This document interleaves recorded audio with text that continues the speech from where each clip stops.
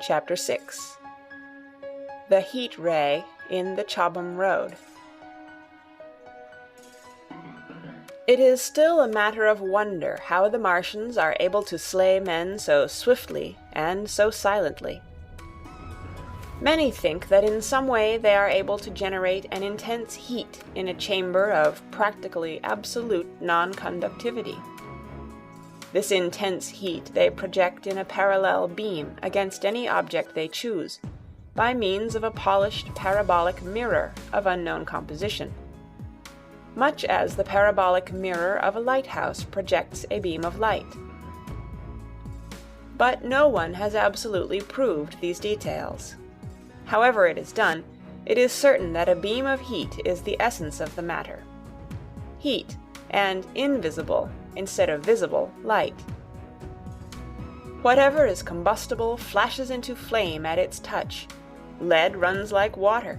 It softens iron, cracks and melts glass, and when it falls upon water, incontinently that explodes into steam. That night, nearly 40 people lay under the starlight about the pit, charred and distorted beyond recognition, and all night long the common from Horsell to Maybury was deserted and brightly ablaze.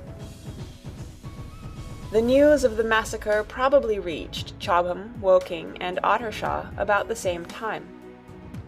In Woking the shops had closed when the tragedy happened, and a number of people, shop people and so forth, attracted by the stories they had heard, were walking over the Horsell Bridge and along the road between the hedges that runs out at last upon the common.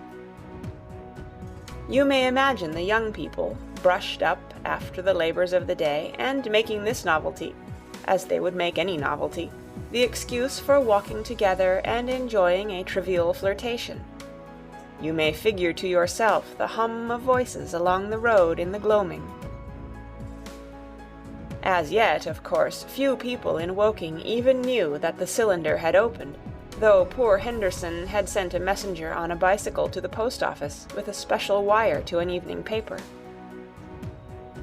As these folks came out by twos and threes upon the open, they found little knots of people talking excitedly and peering at the spinning mirror over the sand pits, and the newcomers were, no doubt, soon infected by the excitement of the occasion.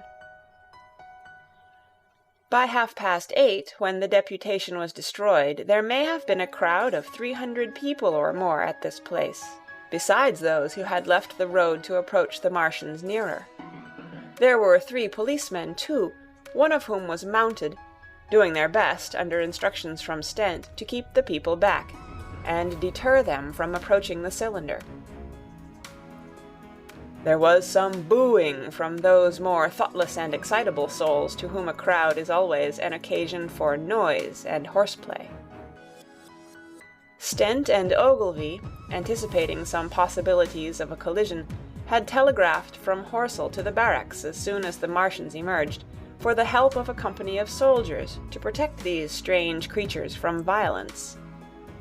After that they returned to lead that ill-fated advance. The description of their death, as it was seen by the crowd, tallies very closely with my own impressions. The 3 puffs of green smoke, the deep humming note, and the flashes of flame.